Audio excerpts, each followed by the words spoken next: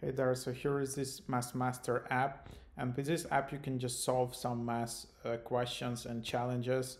So you can just type create new task, and instantly you are presented here with some upgrade options which you have, like you can upgrade and then you can enable 3-day free trial just to see what the issues are. And then the idea is that you just use your camera to scan like your math problem. It's like super convenient. For example, you have some complicated equation, have no idea what's happening there, so you can just scan it with your phone. Or it's much easier because like if you have some multi-storage like equation, just typing that into Google can take you like 5 minutes. So it's just easier to scan it with your phone and then just see the answer.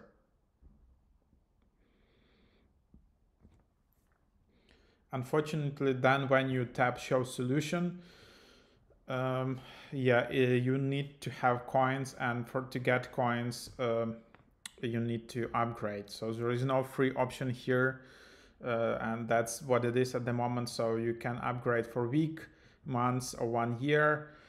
It's like $9.99 per week. Of course, then you can enable 3-day free trial, and there are like 90 solutions per month, 3 per day. And then you can also get like step-by-step explanation of some more complex problems, almost all math levels supported, and no ads.